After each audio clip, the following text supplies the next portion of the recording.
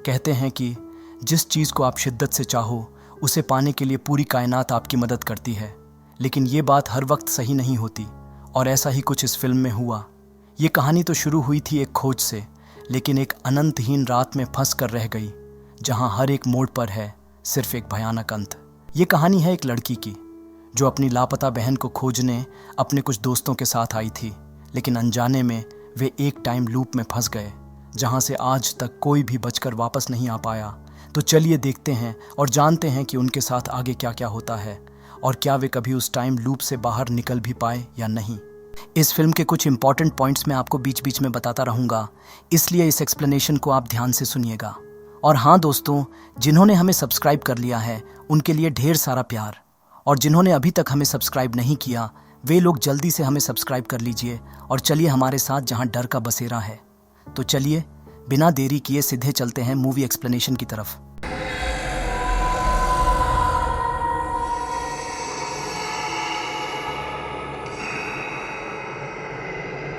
Film की शुरुआत मिलानी नाम के एक लड़की से होती है।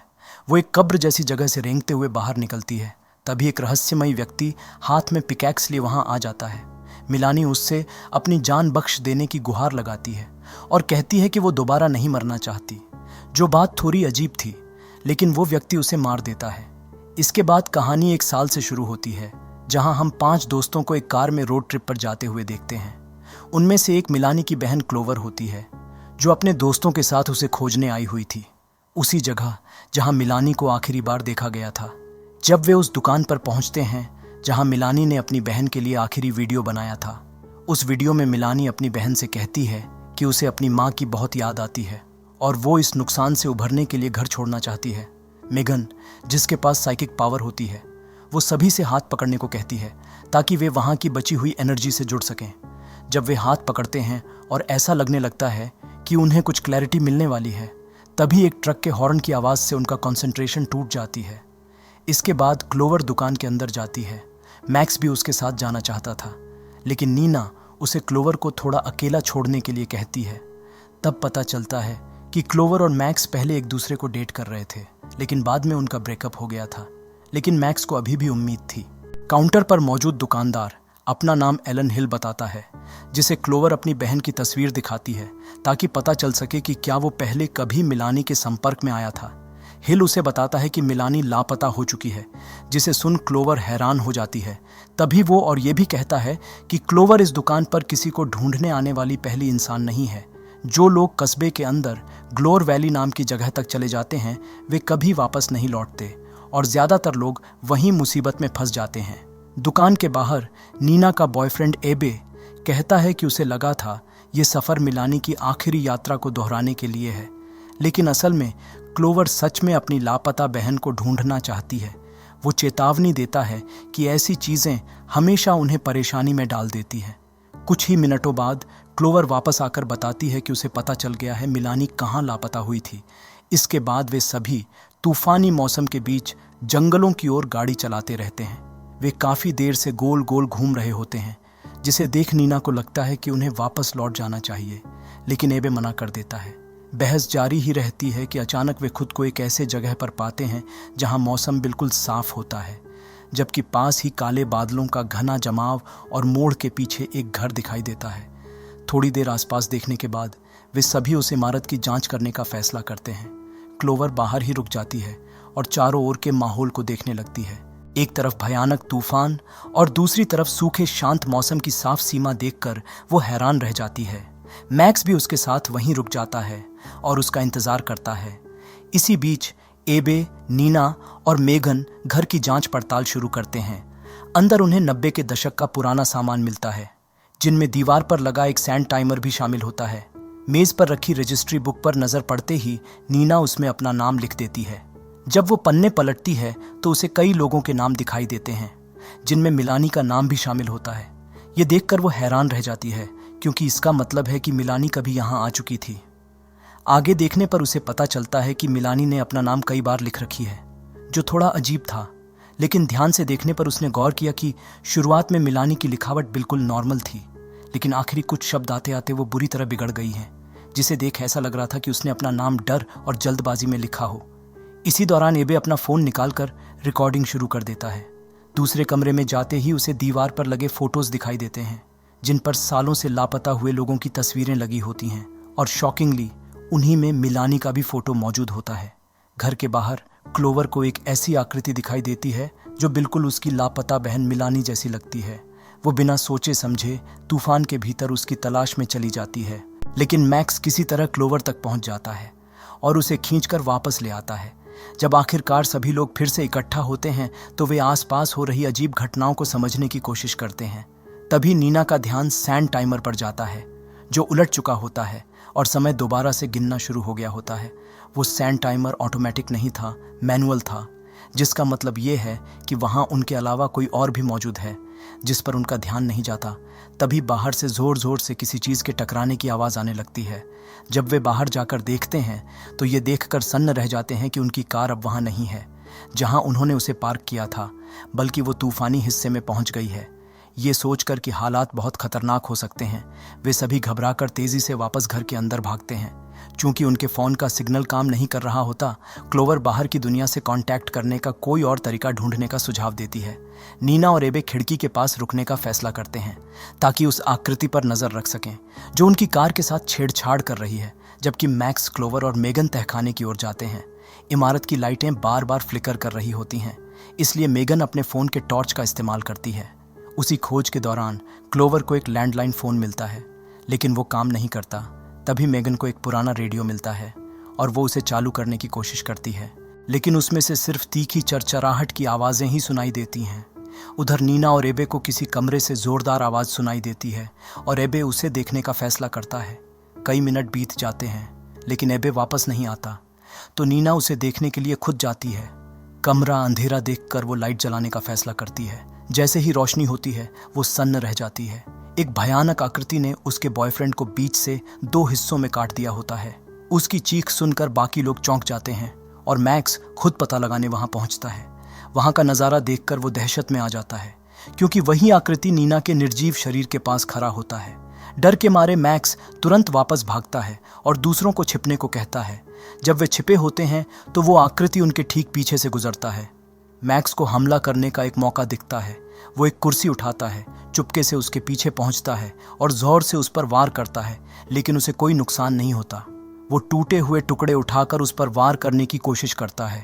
तभी वो आकृति लकड़ी का टुकड़ा छीन लेता है और उसे बेरहमी से मार देता है, जिससे मैक्स वहीं गिरकर मारा जाता है। वो आकृति मेगन को एक अलमारी में छिपा हुआ ढूंढ लेता है।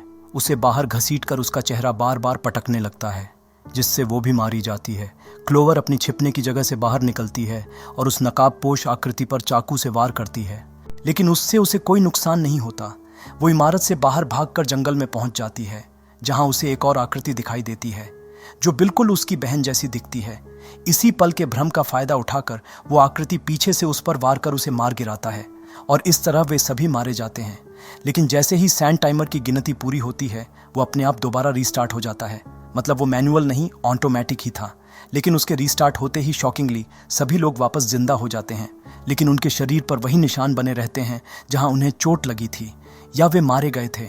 उन्हें सब कुछ याद रहता है कि उनके साथ क्या क्या हुआ था, और जिस कमरे में लापता लोगों के फोटोज लगे थे वहां अब उनकी भी तस्वीरें दिखाई देने लगती हैं, नए लापता लोगों की तरह।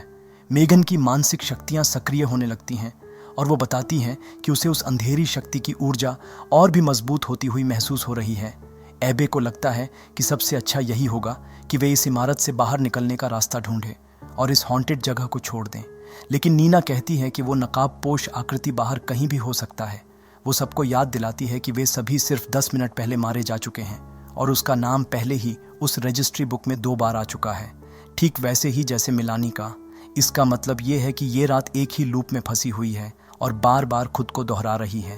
तभी लाइटें दोबारा फ्लिकर करने लगती हैं और किसी दरवाजे के जोर से पटकने की आवाज़ सुनाई देती है। जब सभी जाकर चेक करते हैं तो वहाँ कोई नहीं होता, लेकिन दरवाज़ा अपने आप बार बार खुलने और बंद होने लगता है। एबे दरवाजे को जोर से पकड़कर बंद करता है और मैक्स दरवाजे के हैंडल को रोकने के लिए एक चीज़ लगा देता है। कुछ ही सेकंड बाद इमारत के बाहर से मिलानी की मदद के लिए रोने की आवाज़ सुनाई देती है। ये सुनकर क्लोवर घबरा जाती है और अपनी बहन को बचाने के लिए बाहर जाने लगती है, लेकिन बाकी लोग उसे याद दिलाते हैं कि ये एक जाल भी हो सकता है। उनकी मिन्नतों को नज़रअंदाज करते हुए क्लोवर बाहर निकल जाती है, लेकिन उसे अपनी बहन कहीं नहीं मिलती। तभी एक अदृश्य शक्ति क्लोवर को खींचकर दूसरी ओर ले जाती है, जबकि वो अदृश्य शक्ति बाकी लोगों को धक्का देकर इमारत के अंदर धकेल देती है और उनके सामने दरवाज़ा बंद हो जाता है। मैक्स अपनी एक्स को बचाने के लिए बाहर जाना चाहता था, लेकिन एबे उसे रोक लेता है और कहता है कि उसे होश से काम लेना चाहिए, क्योंकि बाहर जाने का मतलब क्लोवर जैसा ही अंजाम होगा। वो मैक्स से पूछता है कि क्या वो सिर्फ इस उम्मीद में क्लोवर से चिपके रहना चाहता है कि शायद वो फिर से उसके साथ रिश्ता जोड़ सके। ये बात मैक्स और नीना दोनों को गुस्सा दिला देती है और नीना अपने बॉयफ्रेंड की इस टिप्पणी से नाराज़ हो जाती है। उधर क्लोवर उस संदिग्ध घर के अंदर होश में आती है, जहां उसे कुछ डरावने नकाब दिखाई देते हैं और एक कोने में एक बूढ़ी औरत दिखती है जो ऑक्सीजन टैंक की मदद से सांस ले रही होती है और रेडियो पर उस कस्बे में हुई किसी डिजास्टर की खबर सुन रही होती है। क्लोवर उस घर से बाहर निकलने की कोशिश करती है, लेकिन दरवाज़ा लॉक्ड होता है। तभी वो बूढ़ी औरत उसके पास आती है और क्लोवर उससे बाहर जाने देने की गुहार लगाने लगती है। बूढ़ी औरत उसे बताती है कि यहाँ से निकलने का सिर्फ एक ही तरीका है, और वो ये कि या तो वो पूरी रात जिंदा रहे या फिर इसका ही हिस्सा बन जाए। इसके बाद वो क्लोवर को पजेस कर लेती है, जबकि बूढ़ी औरत खुद धीरे धीरे बिखर कर खत्म होने लगती है। उधर एबे और नीना अपनी कार तक पहुंच जाते हैं और शहर छोड़ने वाले होते हैं, लेकिन रास्ते में एक विशाल और भयानक दानव उनके सामने आ खड़ा होता है। मजबूर होकर एबे कार को रिवर्स करता है, लेकिन जैसे ही वे कार से बाहर निकलने की कोशिश करते हैं, दरवाजे अपने आप लॉक हो जाते हैं और खोलने का कोई रास्ता नहीं बचता। तभी नकाबपोश उनके सामने आता है और उन दोनों को मार देता है। दूसरी तरफ मैक्स उस वक्त इमारत के अंदर एक कमरे में पहुंचता है, जहां उसे तरह तरह के खिलौने दिखाई देते हैं और एक कुर्सी जो अपने आप झूल रही होती है, जिससे वो बहुत डर जाता है। लेकिन वो कुर्सी सिर्फ हवा की वजह से हिल रही होती है, जिसे देख उसे थोड़ी राहत मिलती है। और तभी नकाब पहने क्लोवर उस पर वार कर उसका काम तमाम कर देती है। लेकिन जैसे ही वो बाहर निकलती है, एबे की जीप चलाते हुए नकाबपोश आदमी उसे जोरदार टक्कर मार देता है। इसके बाद समय एक बार फिर रीसेट हो जाता है और सभी लोग उसी पल में लौट आते हैं जहां से सब कुछ शुरू हुआ था। फर्क सिर्फ इतना होता है कि अब उन्हें वहां एक पानी की टंकी दिखाई देती है जो पहले नहीं थी। अपनी पिछली मौतों की वजह बनी गलती को समझते हुए वे लोग सभी दरवाजे बंद कर देते हैं और एक बाथरूम के अंदर छिप जाते हैं। प्यास लगने पर एबे एक कप उठाता है और नल से पानी भरकर पी लेता है। प्यास तो सभी को लगी थी, वे भी पानी पी लेते हैं। क्लोवर उन्हें बताती है कि पिछली मौत से पहले बूढ़ी औरत ने उससे कहा था उन्हें पूरी रात जिंदा रहना होगा।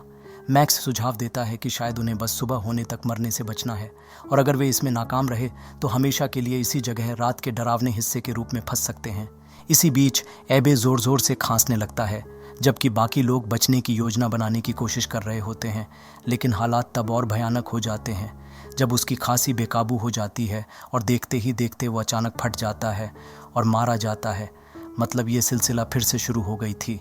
घबराई हुई नीना उस पर गिरे खून को धोने की कोशिश करती है, लेकिन मेघन उसे रोक देती है और बताती है कि ये सब पानी की वजह से हुआ है, और उसी पल नीना भी फट जाती है, ये समझते ही कि वे सभी पानी पी चुके हैं और उनका भी वही अंजाम होगा। वे सभी बाथरूम से भागकर लिविंग रूम में पहुंच जाते हैं। मेगन भी दूसरों की तरह खांसने लगती है और उसका भी वही हश्र होता है। क्लोवर रोते हुए मैक्स से कहती है कि वो दूसरों की तरह मरना नहीं चाहती और उससे गुहार लगाती है कि वो उसका गला घोंट दे ताकि वे फिर से लौट सकें और कोई नया प्लान बना सकें, क्योंकि रजिस्ट्री में कई लोगों के नाम बार बार दर्ज हैं। इसका मतलब है कि वे वापस आते रहे हैं। मैक्स ऐसा करने की हिम्मत नहीं जुटा पाता और उसी पल क्लोवर के सामने फट जाता है। तभी एक आदमी कमरे में दाखिल होता है और शॉकिंगली वो एलन हिल होता है, जो स्टार्टिंग में उनसे दुकान में मिला था। वो क्लोवर से कहता है कि वो लगभग बच ही गई थी और ये कि चुपचाप बैठे रहने से कोई जिंदा नहीं रह सकता। इतना कहते ही क्लोवर का सिर तुरंत फट जाता है। जब सभी मर जाते हैं और टाइमर पूरा हो जाता है तो सब कुछ फिर से शुरू होता है। इस बार मेगन नोटिस करती है कि उसके मुंह में एक अतिरिक्त दांत उग आया है। क्लोवर बताती है कि टाइमर के खत्म होने का इंतजार करना काम नहीं कर रहा, इसलिए वे सभी योजना बनाने में मदद करने वाली चीज को खोजने लगते हैं।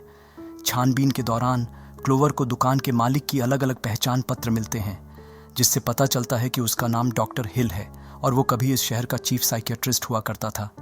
तभी एबे को एक अखबार मिलता है जिसमें 20 साल पहले हुए माइनिंग डिजास्टर की खबर होती है। रिपोर्ट के अनुसार खनिकों ने जमीन में बहुत गहराई तक खुदाई कर दी थी, जिसके कारण यह हादसा हुआ और 1000 से ज्यादा लोगों की मौत हो गई थी और पूरा शहर ही दफन हो गया था। इस आपदा के बाद बचे लोगों के मेंटल कंडीशन से उभरने में मदद करने के लिए ट्रॉमा स्पेशलिस्ट डॉक्टर हिल को बुलाया गया था। नीना एक दरवाजा देखती है और सोचती है कि शायद यही बाहर निकलने का रास्ता हो, लेकिन जैसे ही वो दरवाजा खोलती है उसे एक बेहद डरावना रास्ता दिखाई देता है। इसलिए वे किसी और रास्ते की तलाश करने का फैसला करते हैं। मेगन को लगता है कि जो भी उनके साथ ये सब कर रहा है वो चाहता है कि वे हमेशा डर में ही बने रहें। तभी मैक्स को एक टेप मिलता है और जब वो उसे चलाता है तो वे देखते हैं कि एक आदमी किसी लेबोरेटरी जैसी जगह के अंदर बंद है और उसे बाहर निकालने की भीख मांग रहा है।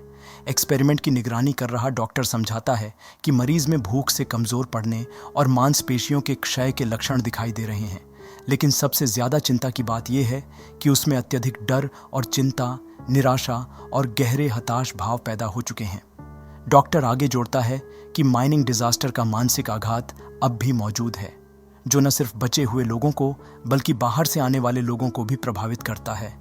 जितना ज्यादा समय वे यहाँ फंसे रहते हैं उतने ही ज्यादा हताश होते जाते हैं और एट लास्ट वे वेंडिगो नाम के राक्षसों में बदल जाते हैं।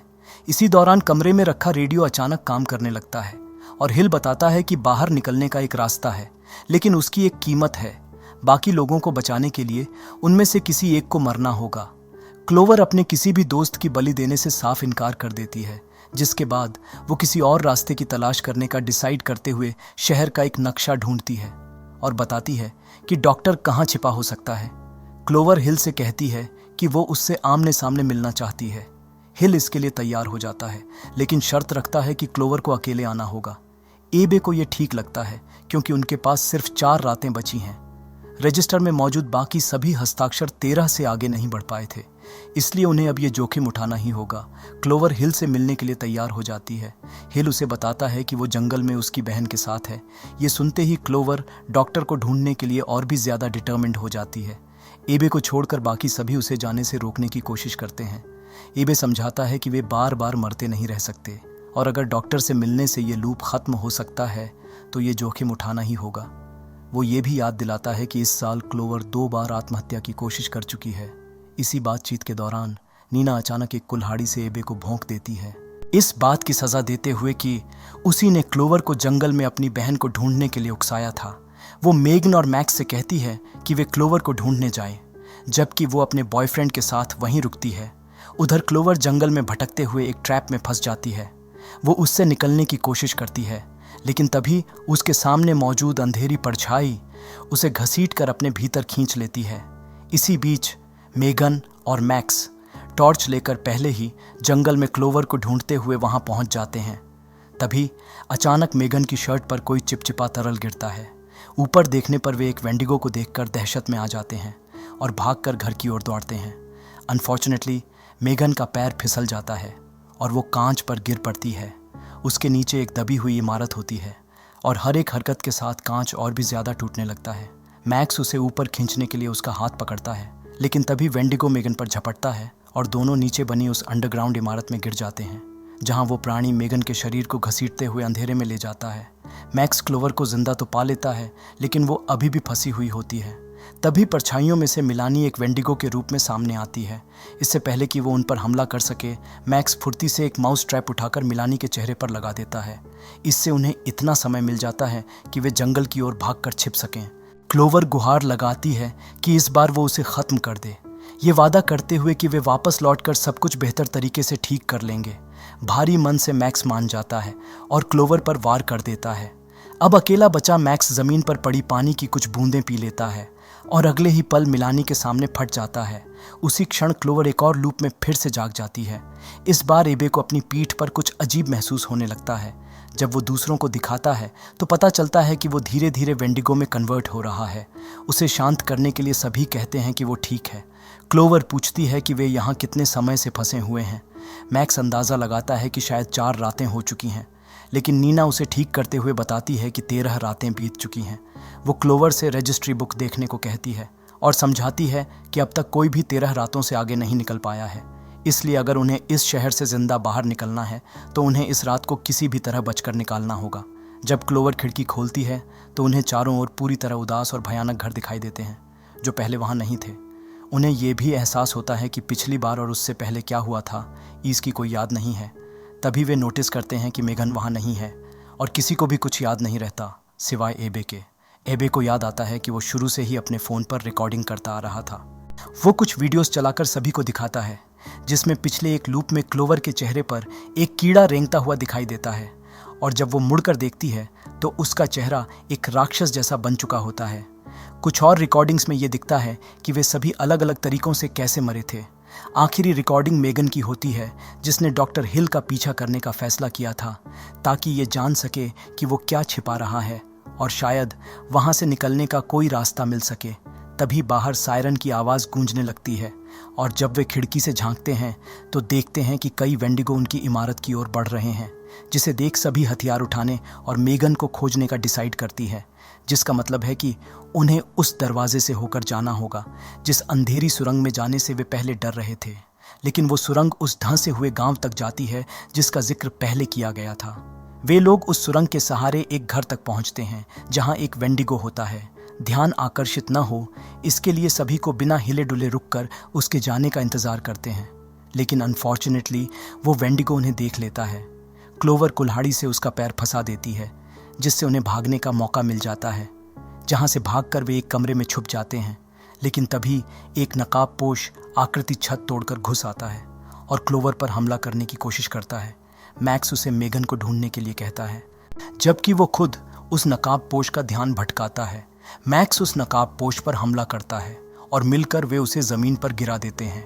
अंत में उसके सिर पर भारी हथौड़े से वार करके उसे खत्म कर देते हैं।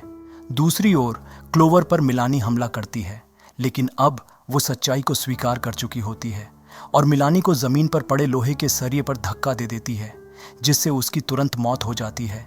अंत में क्लोवर को मेगन मिलती है जो एक लेबोरेटरी में फंसी हुई होती है और उसके सामने एक वेंडिगो जंजीरों से जकड़ा हुआ होता है।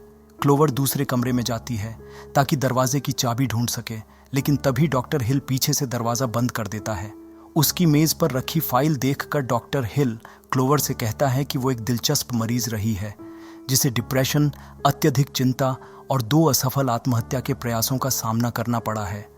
वो समझाता है कि इस घाटी में उसने जो भी राक्षस देखे हैं वे सभी उसके अपने डर और मानसिक संघर्ष का ही रूप हैं। बातचीत के दौरान वो क्लोवर को कोने में धकेलता है। क्लोवर उसके लिए कॉफ़ी मग एक टपकते पानी की पाइप के नीचे रख देती है जिससे उसमें टपकते पानी के कुछ बूंदें उस कॉफ़ी मग में गिर जाते हैं। ये देख वो उसे वापस पहले जगह पर रख देती है ताकि उसके चाल का डॉक्टर को पता ना चले। दूसरी तरफ वेंडिगो का एक झुंड एबे, नीना और मैक्स का पीछा कर रहे होते हैं और उधर मेगन डर के मारे हिल नहीं पा रही थी क्योंकि उसके सामने का वेंडिगो लगभग आज़ाद होने वाला था। कॉफ़ी पीने के कुछ ही सेकंड बाद डॉक्टर हिल अनईजी फील करने लगता है। उसे क्लोवर के चाल का पता चल जाता है। वो क्लोवर पर हमला करने की कोशिश करता है, लेकिन क्लोवर उसे अपने से दूर धकेल देती है और वो फट जाता है। क्लोवर चाबी लेकर मेगन के कमरे की तरफ भागती है और वेंडिगो के खुलने से ठीक पहले मेगन को बचा लेती है।